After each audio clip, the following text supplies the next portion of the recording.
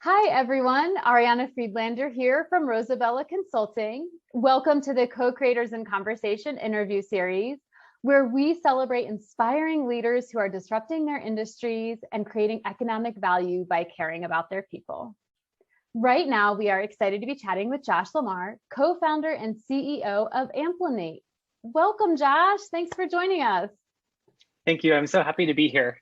Yay, likewise. I was wondering to start, if you could please introduce yourself to our audience. Tell us a little bit about your background. Sure. My name is Josh LaMar. I co-founded Amplinate just about 2 years ago with my husband and partner, co-founder. And we help people really find out what really matters to target customers. So we're really trying to amplify the voices of your customers so that we can build the right products for people. And that's kind of who we are, a little bit about who we are as a company. But in my background, I have been a UX researcher for 17 years, many of those at Microsoft. And before that, I actually studied music composition and English poetry. Awesome. I love the combination of creativity and technology that you bring to the table. That's so cool to hear. I didn't know that about you before. Oh, thank Yeah. you. Yeah. And I'm wondering, okay, you worked for years in other companies and then you started Amplinate 2 years ago. How did that come to be? It started out as I just needed to take a sabbatical, and I actually we moved to France. I'm here in Paris right now, and part of it was just a dream to live in a different culture, learn French, study French poetry, and I can't get away from the things that I love. And part of what I love about what I do is really listening to people and hearing people's stories and trying to create technology that's better at solving their problems. And that's the place where we started out the company as kind of just a freelancer to see if it would work out, because I really wanted to continue doing research. And we got more projects, so then we hired more people, and suddenly we had a company. So that's the short version of how it happened, with obviously a lot of things that happened in between. Yeah. And you mentioned needing a sabbatical. I'm curious, what really preempted that, if you're willing to share. I mean, after after working in tech for so long, it was just time for a break, because I think that it's really easy to get burnt out. And I didn't know how burnt out I was until I got there. And I had a series of just kind of bad managers and bad situations at work happen, where I just wanted to take a step back and really reassess my life and where I wanted to go and what I wanted to do with it. Because in the end, this world is very small, even though it's big. And it's really short, even though sometimes it seems like it takes a long time.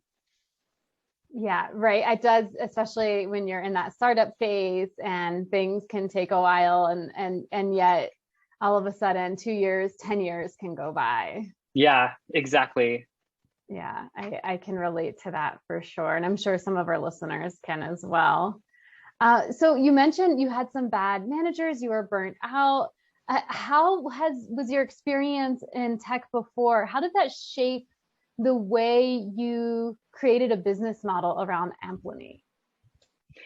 It started out as just me trying to figure out what I wanted to do with my life. And I tripped over and fell into research in a way that everyone wishes that, you fall into something that you love.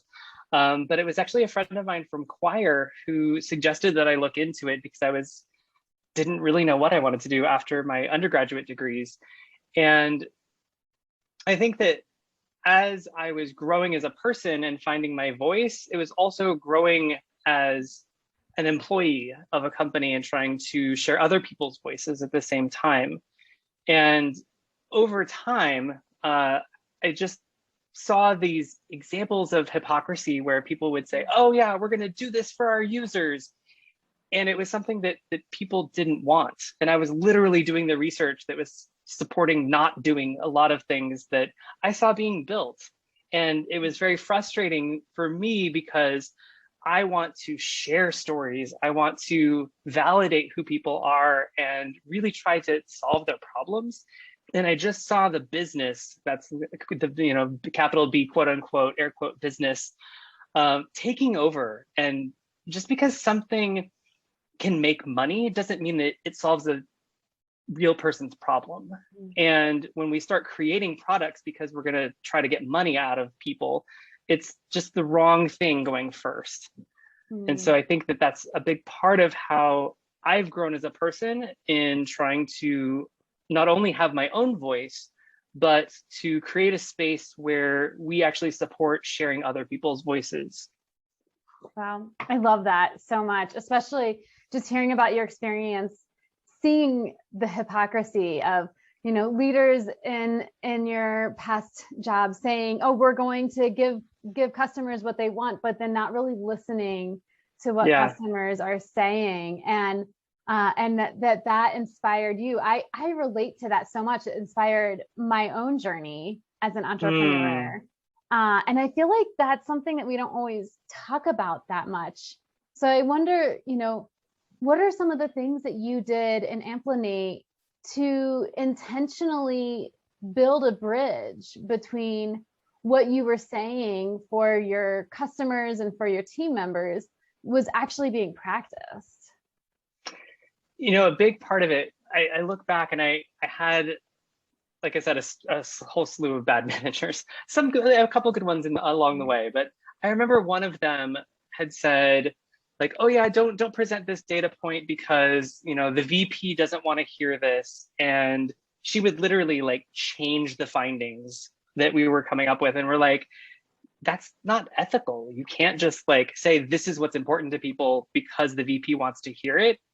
And I started just like putting my foot down and saying, no, I'm not going to do this. And I think she still kind of changed a lot of things just to make herself look good and make the VP like her because she wanted to impress, you know, the VP.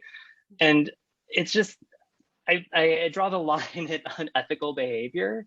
And so I think that like in creating my own company, when we say that ethical behavior and practicing ethical design is part of what we do, it means really it's part of what we do.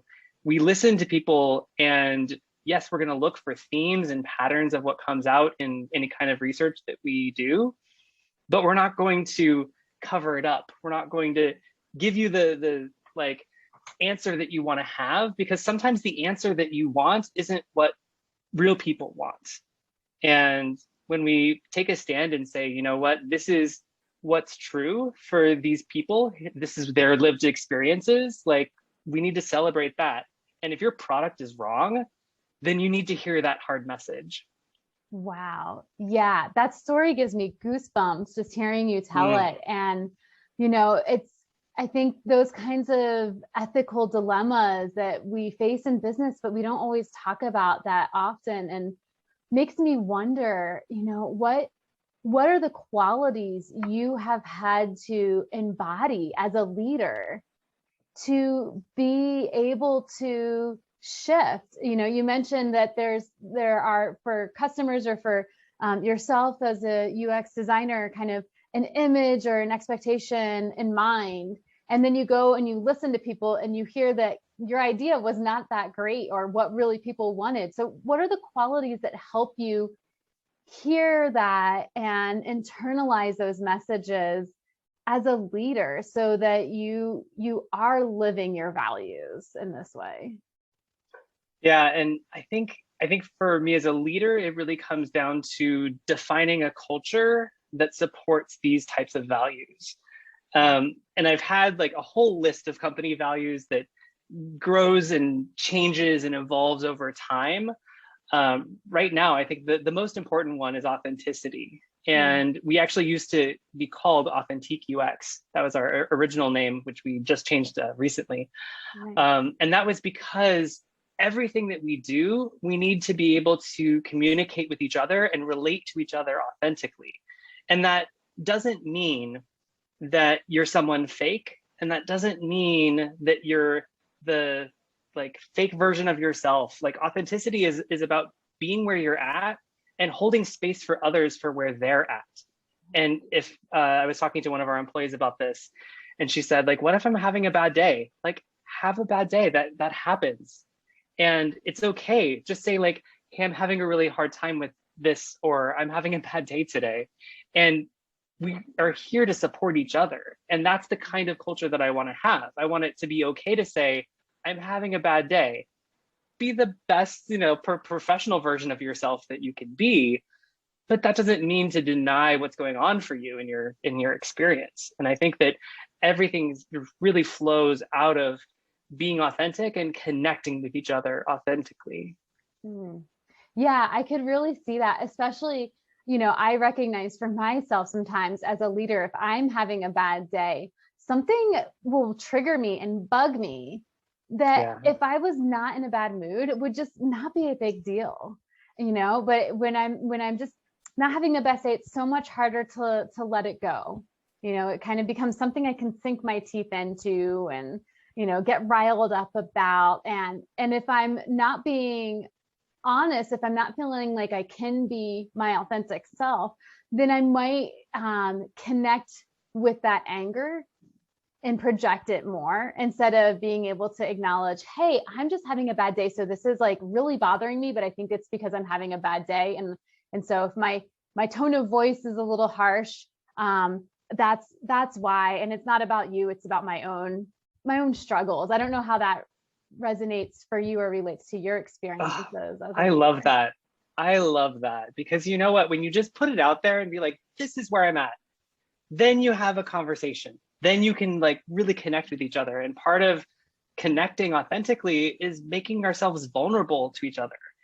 And it's scary and it's hard, but as a leader, I have had to do this more and more often, because I can't connect with people if I'm a fake version of myself. And I think that being a gay male in corporate America for many, many years, I toned down a lot of who I was, or I kind of like didn't really hide it, but I didn't really like, say all the things that I was thinking. And when you can say, this is where I'm at, this is me, this is where I am, and it affects my worldview.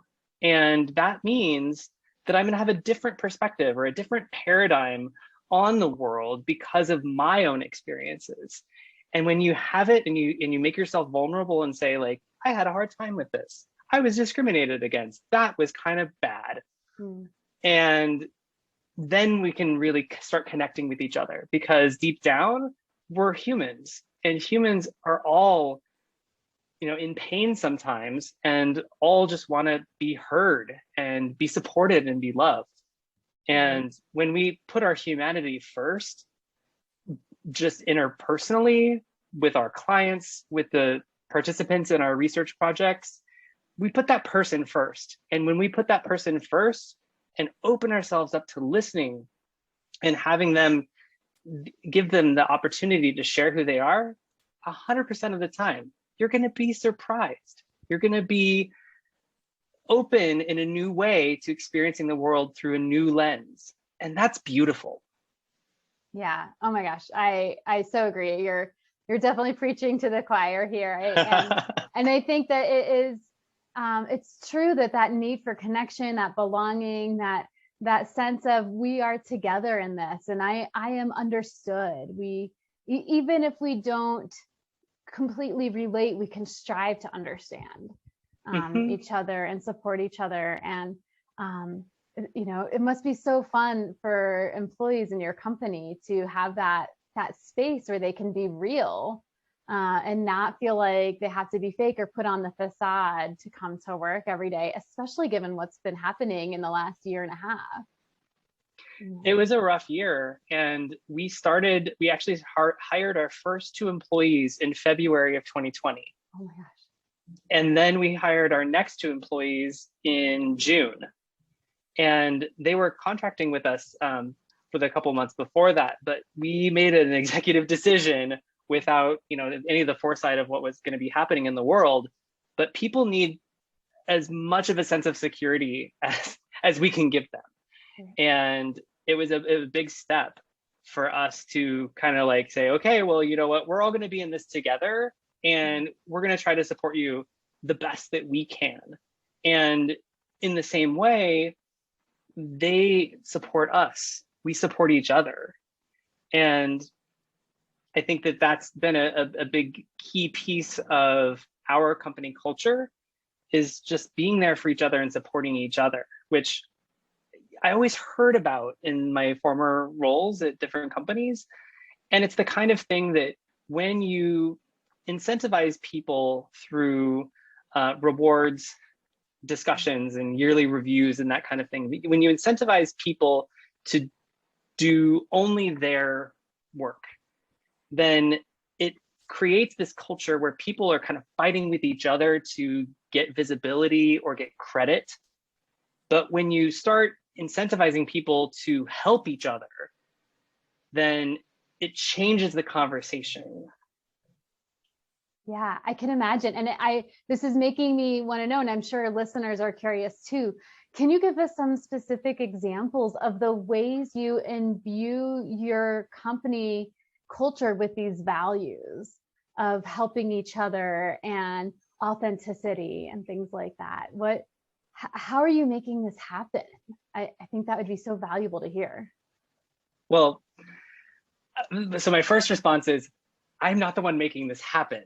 It's actually a commitment that we come together and all agree upon, and every single person is responsible for making that happen. And that means that I show up and I'm there in the way that I want others to be, but each other person is also responsible for themselves and for being that same person that we agree upon together. This is how we want to interact with each other and relate to each other.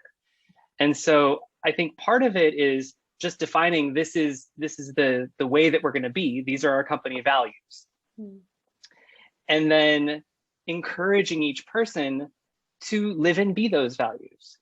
At the same time, if there is a time where someone didn't represent that, we can have a conversation about it. And it's like, hey, I noticed that you said this. It didn't really feel like it represented the values or the culture that we want to have. So tell me more about where you're coming from. And approaching things with curiosity. Curiosity is actually one of our other company values. Yeah. And it's really closely related to growth mindset, which is, well, it's a whole other topic, but this idea that that when you're open and curious, that it's important to hear feedback from other people so that you can grow, because you're learning something about yourself that you might not have learned otherwise. And being there to be curious and not judgmental about something is a way that we found can be really valuable at validating the person and still not condoning specific behaviors. We haven't had a lot of trouble though, I have to say. That's amazing. And so much, I find so much correlates with the work I do with applying the neuroscience of conversation in organizations, and the role that curiosity and openness plays, right? When we come at a situation with genuine curiosity, it allows those harder conversations to happen with compassion and with more effectiveness, instead of really fixating on trying to get somebody to see something your way. You're genuinely, hey, I see this disconnect and I want to understand what's going on. Where are you coming from with this? What's your story in this broader context? That's such a great example. It makes me wonder, you mentioned, you have this shared commitment. What does it look like to create these shared commitments? Is there some kind of initiation process? Or well, so part of what we've done is during our all hands meetings, and we do quarterly all hands meetings, we'll reiterate the company values. And we've actually had whole discussions together about the company values and how they should be. And it's like I said, it's an ever-changing thing. The core is still there, and the what it is gets wordsmithed a little bit. But in the end, what matters is what it means and how we come together to agree upon it. So we reiterate them at our all hands meetings. We test our employees sometimes and say hey, what are the company values? And when people can't remember them, I know that I need to change them, because we can come up with a better word, for something that people are forgetting, because they should be memorable and easy to come up with. Right. Yeah. Yeah. And you're really co-creating with your team in that We way, are. instead of saying, no, the values have to be these words because that's what's meaningful to me as a leader. It's, listening, you're, doing the work that you do as a researcher with your team, Yeah. amplifying their voices, listening to their perspectives, and bringing that into the fold of how you build out your company, instead of just Josh has the all-knowing answers and we must all listen to Josh. Yeah, no, I don't have all the answers. And I think that starting a company has one of the biggest lessons that I've learned in the past 2 years is just how much I don't have all of the answers, but also at the same time, how much I need to trust other people. And because there's so much to do, I can't do everything, and I'm not good at everything. And there are lots of things you don't want me doing. But at the same time, there are other things that our employees are excellent at. And I want to make sure that everyone is doing those things that they're really good at, and that inspires them and that keeps them just happy and motivated to do the work, because we all have different work, but we come together and it works together. Yeah. Yeah. I love that. And I think that there are those times when we step into these leadership roles that can be really humbling, and we realize how much we don't know. We become aware of all of those things we are just incompetent in, that we didn't even realize was a skill we could have been investing our time in building. And it makes me wonder, what are some specific challenges that you have faced as a leader? I think it's really helpful. Listeners like to know. I think we tell ourselves these stories of, I'm the only one struggling like this. No one else is. I'm so alone. And then when we hear the challenges other leaders have faced, it's so reassuring to know we're not alone. So I'm wondering what you are willing to share about maybe a challenge or two you experienced since starting Amplinate. I think I have been challenged in a new way, and it changes. The thing is that every challenge that comes up is something that's like, okay, well, how do we deal with this thing? And I don't know how to have the right answer, because I don't, but I do know how to find people that have a better perspective. And so, as an example, my husband studied finance and law and business. He sees a lot of things in the business that I don't think about.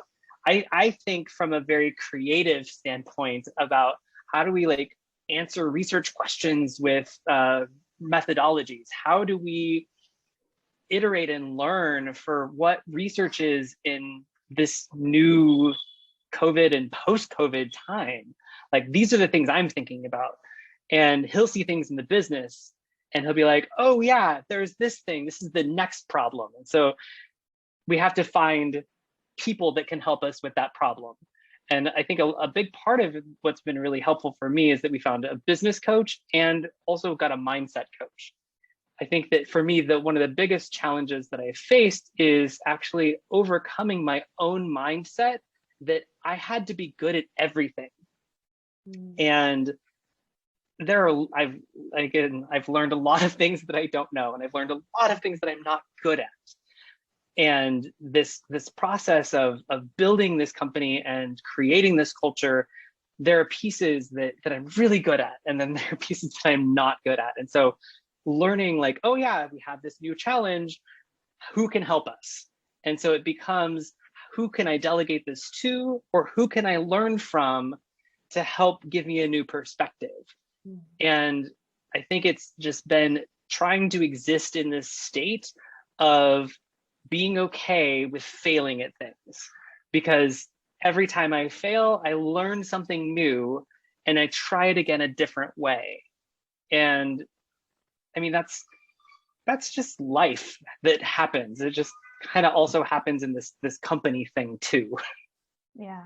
Oh my gosh, there's so many juicy tidbits that you just shared there with that, asking for help, the recognizing, oh, I have this mindset of needing to do it all, needing to be good at everything, and getting that outside support. I think, I recognize for myself in my own business, when I get outside support, I grow exponentially faster.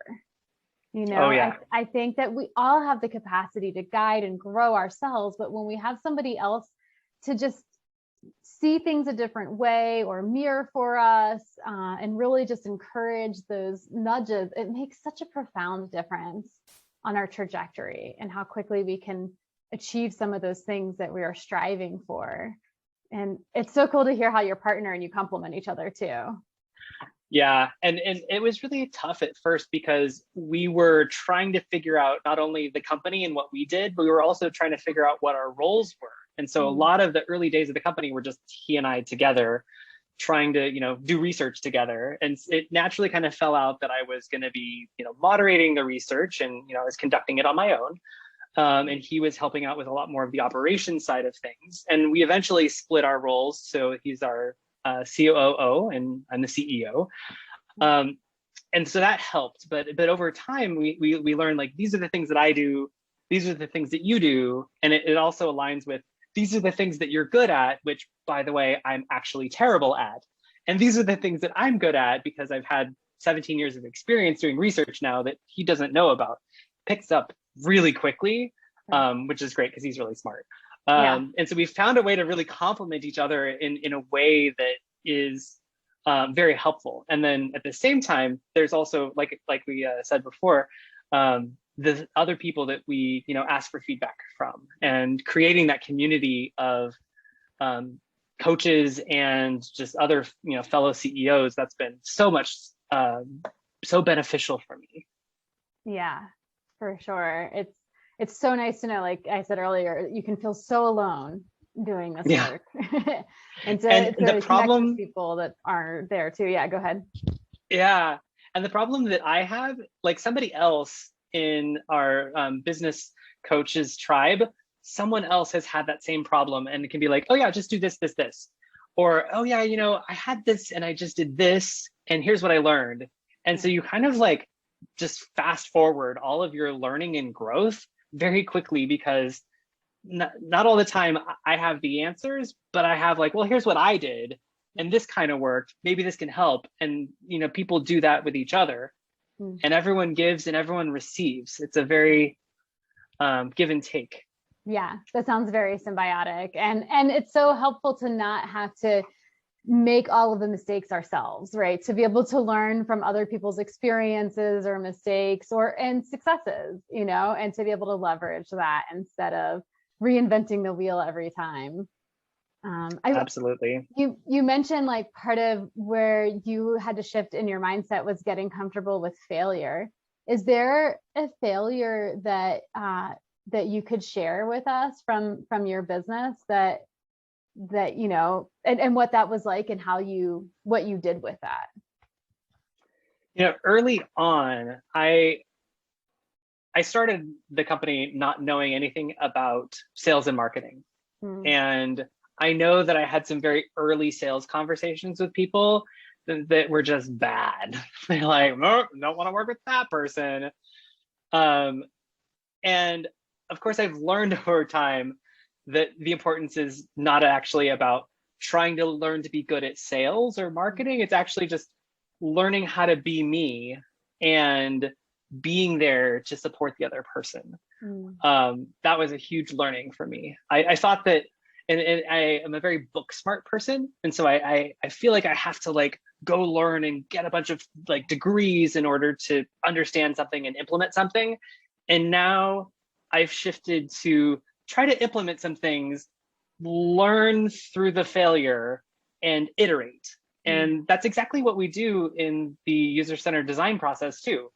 We come up with some ideas, we get feedback from the target users, and then we iterate. And eventually it gets better. And you pick the right people to give you feedback, and you're always going to get better.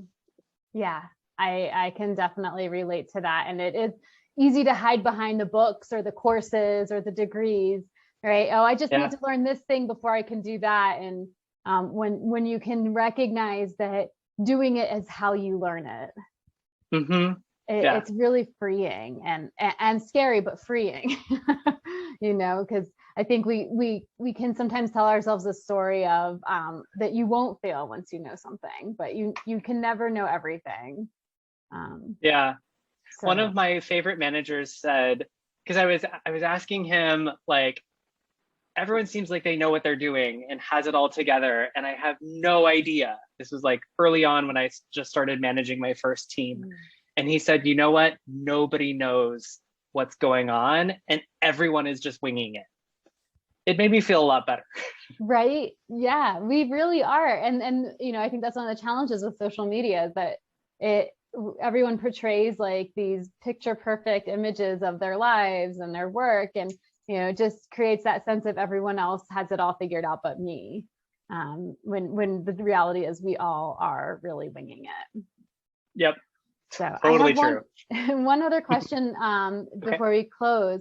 And that's that you mentioned how involved your team is in shaping your company, the culture, the values, and also how you work with clients as well. And I recall early on in my business sharing a framework I developed for working with clients and with a kind of group of advisors. And the response I got from one advisor was, Ariana, you're assuming that people have emotional intelligence, and this framework won't work because people don't actually possess emotional intelligence in companies.